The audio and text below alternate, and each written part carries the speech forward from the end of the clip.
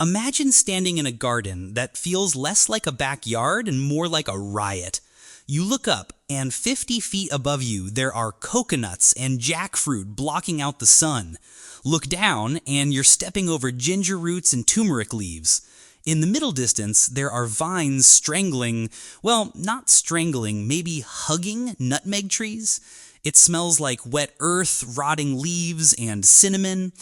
If a modern landscape architect walked in here, they'd probably have a panic attack.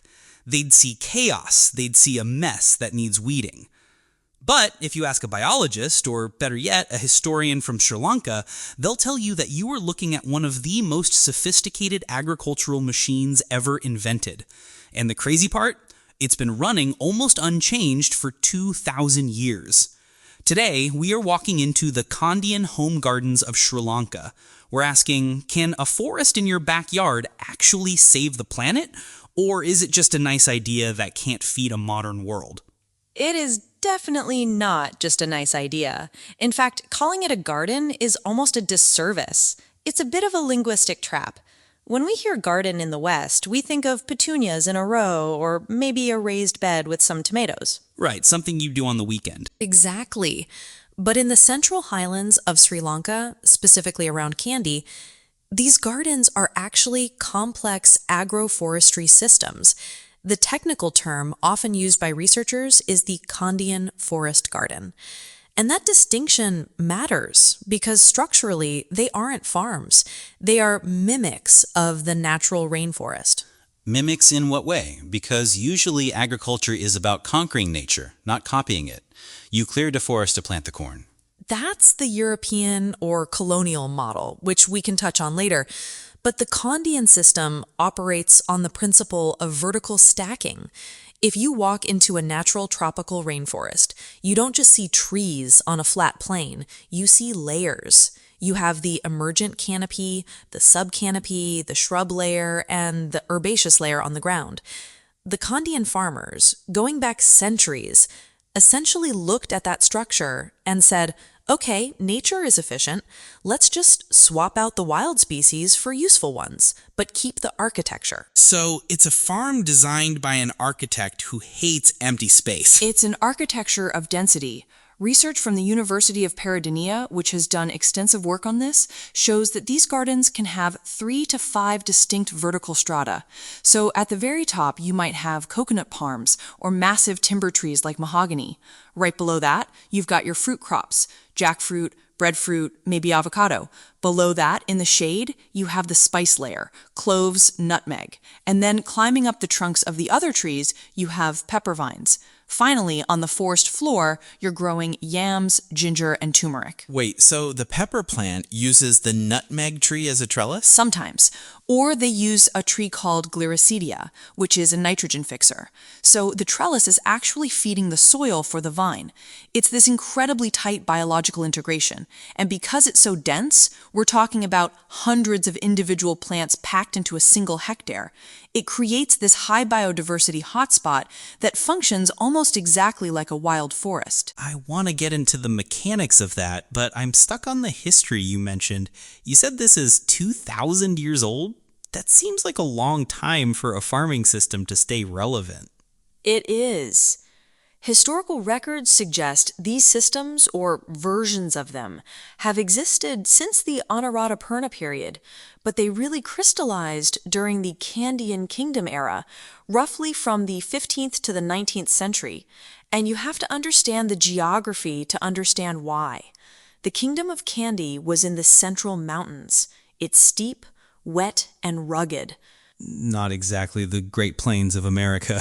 You can't just run a combine harvester over a mountain. Precisely. And during the colonial period, first the Portuguese, then the Dutch, and finally the British, there was immense pressure to clear land for monocultures. The British in particular famously stripped vast swaths of the highlands to plant tea and rubber. Those are monocultures. Row after row of the same bush, no shade, completely exposed soil. Which I assume is a disaster for soil erosion on a steep hill. It's catastrophic.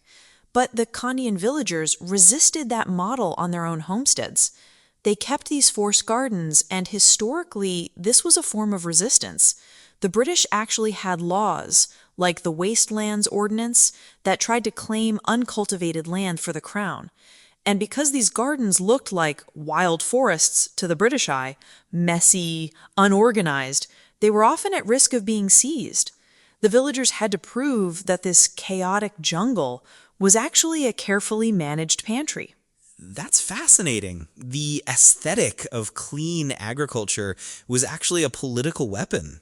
If it didn't look like an English garden, it wasn't agriculture?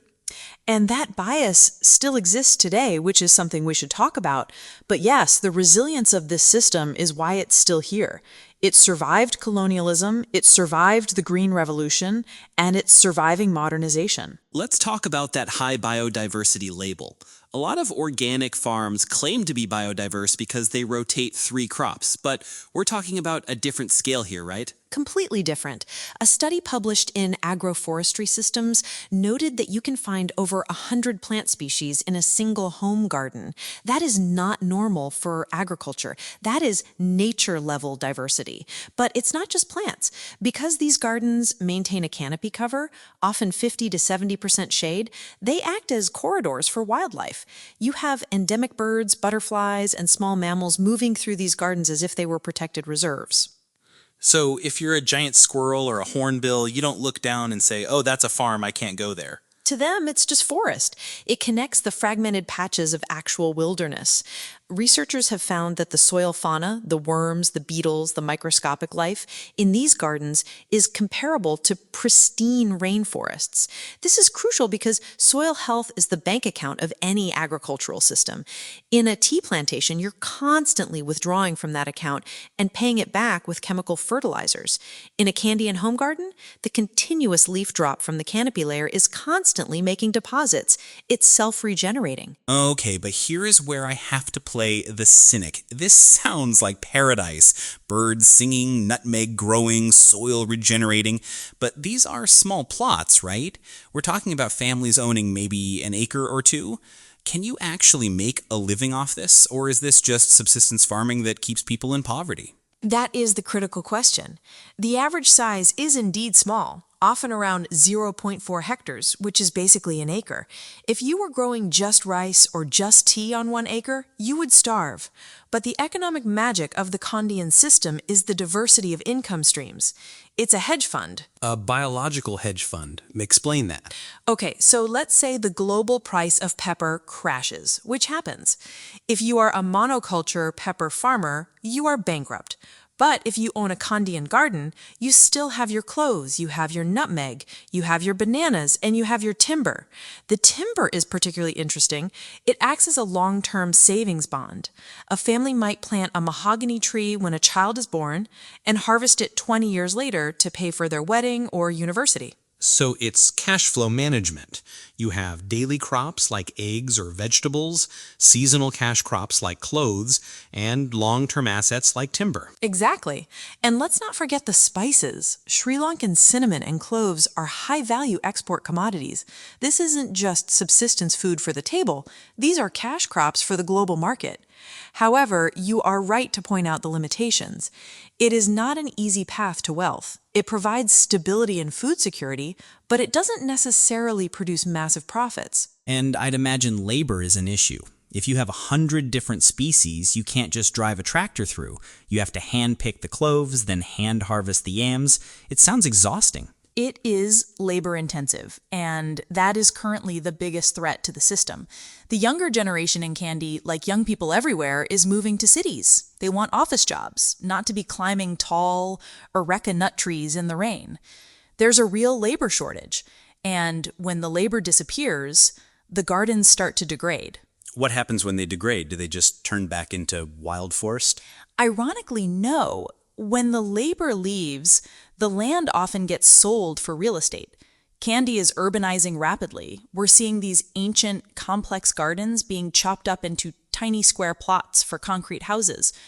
Or the owners switch to easier crops. They might cut down the complex canopy and just plant something low maintenance, destroying that vertical structure we talked about. So the architecture of chaos is being replaced by the architecture of suburbia.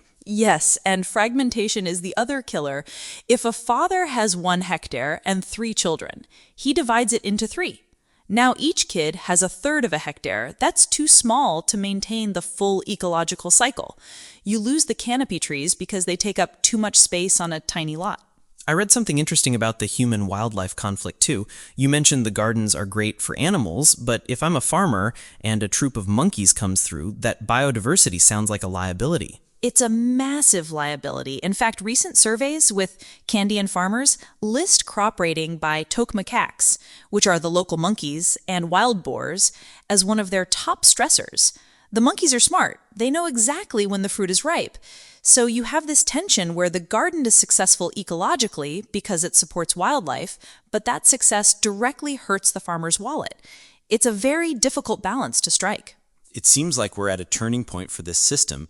It's survived 2,000 years, but modern economics and demographics might be the thing that finally breaks it. It's certainly at risk, but there is a flip side. The world is suddenly waking up to the value of what these farmers have been doing all along. We're talking about regenerative agriculture and permaculture in the West like they are brand new inventions. The Kandyan farmers are the original permaculturists. Organizations like the FAO, the Food and Agriculture Organization, have recognized these gardens as a globally important agricultural heritage system. Does that recognition actually help the guy with the nutmeg tree, though? Or is it just a plaque on a wall? It can help if it translates into premium pricing. There's a growing movement to market Kandyan forest garden products specifically.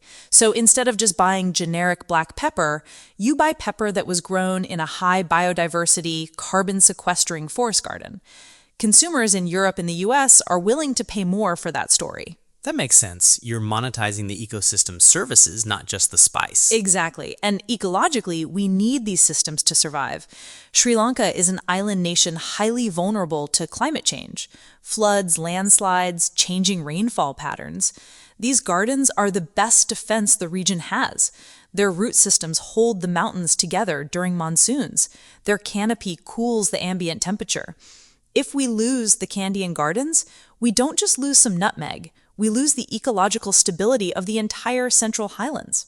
It's a powerful reminder that sometimes the most advanced technology isn't a vertical farm and a skyscraper, but a messy, chaotic forest that someone's grandmother planted 50 years ago. And that mess is actually resilience. It's a safety net made of biology. So the takeaway for anyone listening isn't necessarily to go plant a nutmeg tree in their backyard in Chicago. That probably won't work. But to look at this philosophy of integration, the idea that our food systems don't have to be separate from our ecosystems. Right. It's about moving away from the segregation of functions where nature's over here and farming is over there. The Kandyan model proves they can be the same place. If you found this look into the wild, chaotic world of Sri Lankan forest gardens fascinating, pass this episode along to someone who thinks their garden is too messy. Tell them it's actually an ancient agroforestry technique.